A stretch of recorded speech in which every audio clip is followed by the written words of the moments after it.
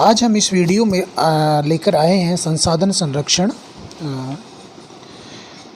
संसाधन संरक्षण एक वर्तमान जो विश्व है उसकी एक महत्वपूर्ण आवश्यकता बन गया है, क्योंकि जिस तरह से विगत वर्षों में जनसंख्या तेज़ी से बढ़ी है और संसाधनों का विदोहन हुआ है, उससे जो हमारे संसाधन हैं वो धीरे धीरे इस पृथ्वी के ऊपर से या तो कम हो रहे हैं या समाप्ति की ओर है।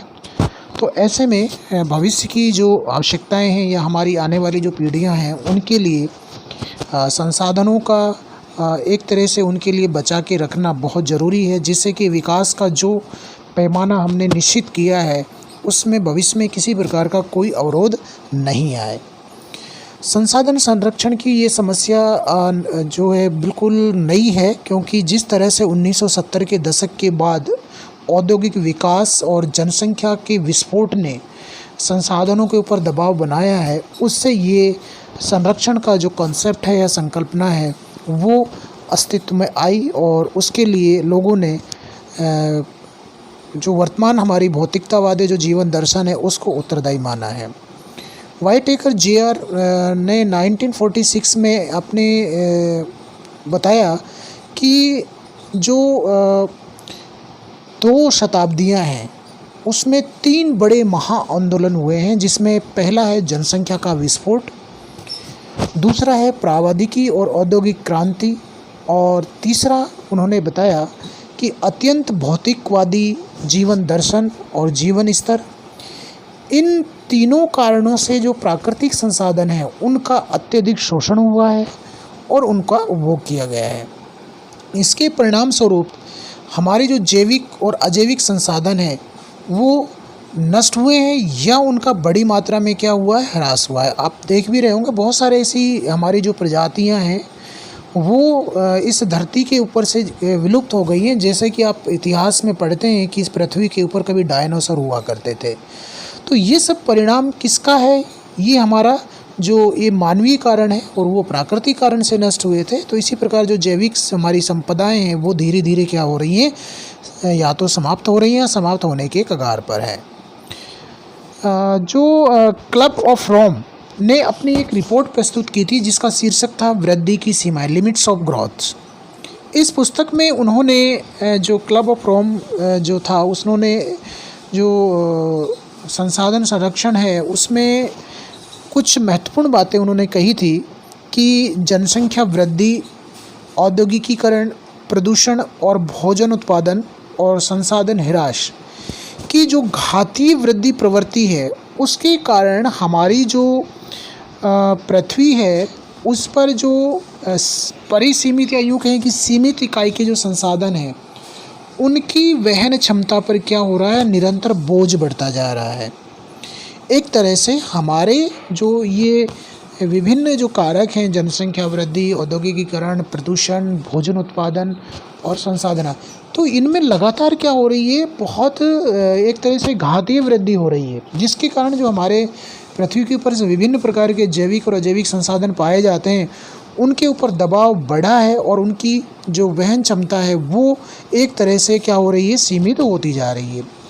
और ऐसा आशंका भी व्यक्त की जा रही है कि जनसंख्या और औद्योगिक या अन्य जो उत्पादन की जो वृद्धि गति है, अगर हमने उसको रोका नहीं तो ये जो विकास की गति है वो क्या हो जाएगी, अवरुद्ध हो जाएगी। इसलिए हमें इस पर ध्यान देना होगा कि किसी हमारे जो संसाधन हैं उनके ऊपर अनावश्यक रूप से किसी प्रकार का दबाव निरंतर ना बढ़े।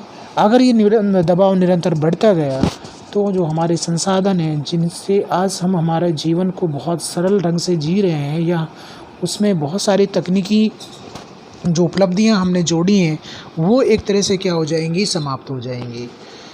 सभ्यता के प्राचीन काल से लेकर जो वर्तमान आधुनिक विश्व है उसमें इतना अधिक संसाधनों का विदोहन हुआ है। विशेषकर हम बात करें कि 1940 के बाद या यूँ कहें कि प्रथम विश्व के बाद ही जो हमारे संसाधन हैं उनके उपभोग में कई गुना क्या हुई है, वृद्धि हुई है।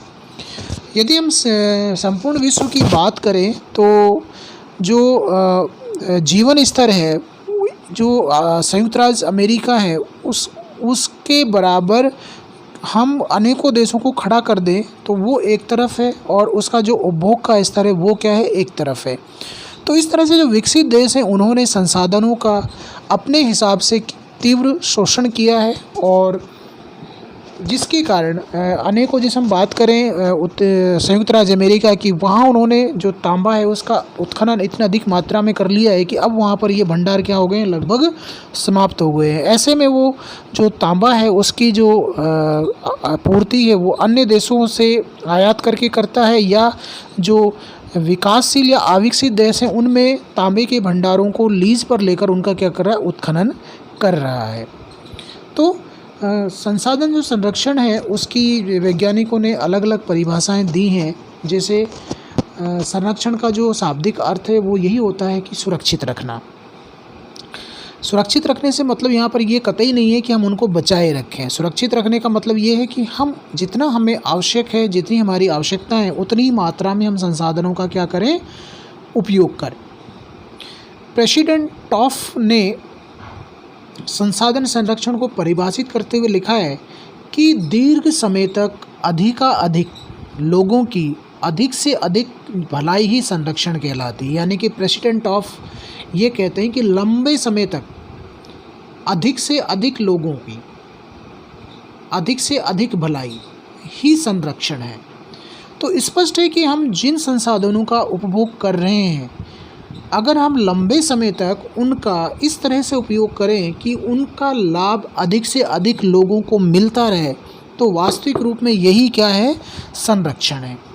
जिम्मरमैन भी इसको परिभाषित करते हुए लिखते हैं और बताते हैं कि लाभ प्राप्त करने के उत्तरकालीन स्वीकृत उद्देश्यों के लिए उपभोग की वर्तमान अवस्था को कम करने की कोई भी विधि संरक्षण कही जा सकती है। यानी कि वर्तमान में जिस तरह से जो प्रतियोगिता लाभ कमाने की चल रही है, उसमें हमने हमारे जो प्रकृति के अंदर संसाधन हैं, चाहे वो जैविक हों चाहे अजैविक हों, हमने उन संसाधनों का इतनी अधिक मात्रा में और तेज़ी से उपभोग किया है लाभ प्राप्त करने के लिए, और हमने पर्यावरण को और प्रकृति को बिल्कुल भी इसका ध्यान नहीं रखा है कि उस पर इसके क्या विपरीत प्रभाव पड़ेंगे। तो जिम्मरमैन यही कहते हैं कि लाभ प्राप्त करने के उत्तरकालीन स्वीकृत उद्देश्यों के लिए उपभोग की वर्तमान अवस्था को कम करने की कोई भी विधि, यानी कि लाभ हम जो प्राप्त कर रहे हैं, अधिक से अधिक लाभ प्राप्त कर रहे हैं, उसको कम करने की कोई भी युक्ति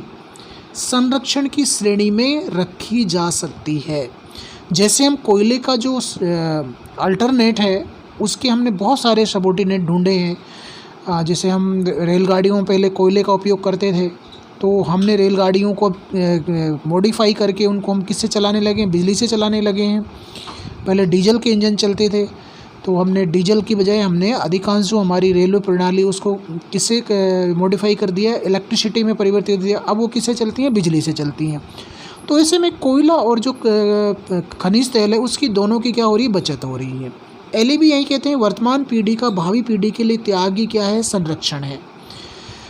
अमेरिकी अध्ययन समूह भी इसको परिभाषित करते हुए लिखता है कि संरक्षण प्राकृतिक संसाधनों के प्रयोग से समाज में वर्तमान तथा भविष्य में अधिकतम लाभ की गारंटी का प्रयास है। यानी कि वो ये मानते हैं कि संरक्षण प्राकृतिक संसाधनों के प्रयोग से जो आज का समाज है और भविष्य का समाज है, दोनों की गारंटी का क्या है, एक सर्टिफिकेट प्रदान करता है, क्या, संरक्षण। तो इसलिए संरक्षण बहुत ही आवश्यक है। संरक्षण का तात्पर्य ये बिल्कुल भी नहीं है कि हम संसाधनों का उपयोग बंद कर दें कि भविष्य में ये काम आएंगे इसलिए हम वर्तमान में उसका क्या कर दें, उस पर उपयोग को स्टॉप कर दें। नहीं, हमें उसका उपयोग करते रहना है और इस रूप में करना है कि जितनी हमारी आवश्यकता है उतना हम उसको प्रकृति से लें, और बाकी को हम जो हमारे आवश्यक संसाधन हैं, भविष्य की जो हमारी आने वाली पीढ़ियाँ हैं उनके लिए क्या करें, छोड़ें, जिससे कि वो इनके उपयोग को और महत्व को समझ सकें। संरक्षण जो शब्द है उसको बहुत सारे लोगों ने बहुत सारे तरीके से उसको परिभाषित या उसको एक तरह से एक्सप्लेन करने का प्रयास किया है। यहाँ पर जो मैकनॉल महोदय हैं उन्होंने संरक्षण की 3 महत्वपूर्ण बातें बताई हैं जो संरक्षण की विशेषताएं भी कहलाती हैं। संरक्षण एक बचत प्रक्रिया है। जैसा कि मैंने पहले भी कहा था कि संरक्षण का अर्थ ये बिल्कुल भी नहीं है कि हम संसाधनों का उपयोग बंद कर दें। ऐसे में तो हमने जो विकास किया है वो क्या हो जाएगा, रुक जाएगा और हम वापस पीछे की ओर क्या करेंगे, रिवर्स गियर में लौट कर जाने लगेंगे।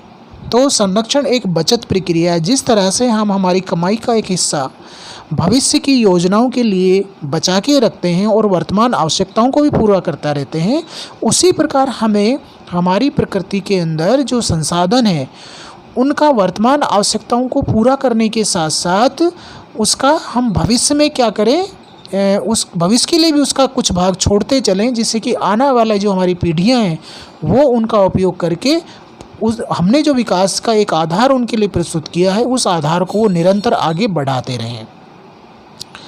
संरक्षण से आश्रय संसाधनों की बर्बादी रोकने से है। संरक्षण का जो दूसरा महत्वपूर्ण पक्ष है वो है कि संसाधनों को बर्बाद होने से रोकना। बहुत सारे ऐसे हमारे संसाधन हैं जहां हम जो हमें आसानी से और बड़ी मात्रा में मिलते हैं तो हम उनको क्या करते हैं, जल्दी से निकालते हैं। और जो जैसे हम कोयले की बात करें तो बहुत सारे जो प्रदेश हैं वहाँ पर जब इसके भंडार ज़्यादा मात्रा में मिलते हैं और या बड़ी मात्रा में इसके जमा और निक्षेप मिलते हैं तो हम कोयले की जो पतली परतें हैं उनको हम ऊपर की जब मिट्टी हटाते हैं तो उसके साथ ही उसको क्या कर देते हैं, क्योंकि हमें पता है कि आगे जो गहराई है उसमें हमें मोटी परतें कोयले की मिलेंगी और हम उन पतली पतली कोयले की परतों को क्या करते हैं, मिट्टी और उसके साथ हम एक तरह से उसको क्या कर देते हैं, बर्बाद कर देते हैं। या उस पतली परतों के ऊपर जो खानों से मलबा हम हटाते हैं उसके ऊपर क्या करते हैं, डाल देते हैं। तो संरक्षण का अर्थ ये है कि हमें उसको बर्बादी से क्या करना, रोकना है। उसके एक छोटे से छोटे भाग को भी उपयोग के लायक बनाना है। उसके लिए हमें चाहे तकनीकी रूप से और उन्नत होना पड़े, हमें वो करना पड़ेगा। संरक्षण का जो आशय वो है संसाधनों का विवेकपूर्ण उपयोग। तो यहाँ पर पहले ही हम इस बारे में चर्चा कर चुके हैं कि संरक्षण का जो अर्थ है वो क्या है, संसाधनों का विवेकपूर्ण से उपयोग से मतलब यहाँ पर यही है कि हमें जिन संसाधनों की जितनी आवश्यकता है उतना ही हम करें, हम उनको बर्बाद ना करें। प्रकृति के जो संरक्षण का सबसे पहला लक्ष्य है वह है मानव समाज और प्रकृति के बीच के संबंधों में कारण और प्रभाव की पहचान की जाए। संरक्षण प्रकृति और जो मानव है उनके दोनों के मध्य क्या रिलेशन है, हमें सबसे पहले इसको आइडेंटिफाई करना पड़ेगा कि मनुष्य जो प्रकृति से ले रहा है क्या वास्तव में उसको वो चाहिए या नहीं चाहिए। मानव की क्रियाओं के हानिकारक परिणामों के जो निवारण के लिए विभिन्न उपायों को अपनाना एक कठिन लक्ष्य है। यानी कि जो मनुष्य संसाधनों का उपयोग कर रहा है और उसके दुष्परिणाम जो सामने आ रहे हैं उनको इतना आसान नहीं है कि हम उनको क्या कर सकें, उनका निवारण कर सकें। लेकिन फिर भी इस बात पर ध्यान देना महत्वपूर्ण है कि प्रकृति संरक्षण के लक्ष्यों को किस तरह से हम प्राप्त कर सकते हैं, यानी कि प्रकृति को किस तरह से बचा के रख सकते। उसके लिए 3 महत्वपूर्ण बातें हैं। पर्यावरण प्रदूषण को रोकना जिससे मानव स्वास्थ्य को बेहतर बनाया जा सके और उसकी सुरक्षा की जा सके। प्राकृतिक संसाधनों के विवेकपूर्ण प्रयोग का विकास करना ताकि वे संसाधन दीर्घ काल तक प्राप्त होते रहें। निश्चित क्षेत्रों में कुछ आर्थिक क्रियाओं को रोकना, जहाँ कहीं भी ये आपको लगे कि अब यहाँ पर इसका उत्खनन करना प्रकृति के लिए पर्यावरण के हिसाब से खतरनाक हो सकता है, वहाँ पर हमें उन आर्थिक क्रियाओं को रोक देना चाहिए। तो ये एक संरक्षण की व्यापक प्रक्रिया है। बात करते हैं प्रकृति के विवेकपूर्ण प्रयोग के कुछ मूलभूत सिद्धांतों के बारे में। उसमें सबसे पहला है कि जो सामाजिक विकास है उसमें बहुत सारी समस्याएं आती हैं, जैसे प्राकृतिक संसाधनों का संरक्षण और पुनरुत्पादन, उनका विवेकपूर्ण प्रयोग। इन सब के साथ हमें प्रकृति के जो संसाधन है उनका विवेकपूर्ण उपयोग किस प्रकार से हो उसके कुछ 2 सिद्धांत हैं। जैसे पहला है प्राकृतिक संसाधनों का प्रयोग वातावरण की दशाओं के अनुरूप किया जाना चाहिए। अनुरोध नहीं, यहाँ पर ये अनुरूप शब्द है, अनुरूप किया जाना चाहिए। किन्हीं प्राकृतिक संसाधनों के प्रयोग से वातावरण के अन्य तत्वों को हानि नहीं पहुंचनी चाहिए। नवीनकरणीय जो योग्य संसाधन है उनका प्रयोग किस प्रकार किया जाए उनका पुनरुत्पादन संभव हो सके। जैसे हम वनों की बात करें तो क्योंकि वो नवीकरण संसाधन है उनको हम पुनः स्थापित कर सकते हैं, उनके उपयोग की सीमाएं हम निश्चित कर सकते हैं। अनवीकरणीय संसाधन जैसे खनिज, ईंधन और धातु पदार्थ का प्रयोग वैज्ञानिक ढंग से आवश्यकता अनुसार एवं व्यापक रूप से किया जाना चाहिए, जिससे कि उनके निक्षेपों का भविष्य में लंबे समय तक उपयोग किया जाता रहे। तो सबसे महत्वपूर्ण जो बातें हैं वो यही हैं कि हमें प्रकृति से प्राप्त संसाधनों का जो उपयोग है, उनका हमारी जो मूलभूत आवश्यकताएं हैं, वर्तमान जो आवश्यकताएं हैं, उनके अनुरूप किया जाना चाहिए। और इस बात का भी ध्यान रखना चाहिए कि उपयोग की कुछ सीमाएं निश्चित हों, जिससे कि हम भविष्य में भी उन संसाधनों को हमारी जो आने वाली पीढ़ियां हैं उनके उपयोग के लिए भी उनको हम उनके पीछे छोड़ के जाएं, जिससे कि वो भी विकास का जो एक हमने उनको आधार प्रदान किया है उसको निरंतर वो क्या करें, आगे बढ़ाते रहें।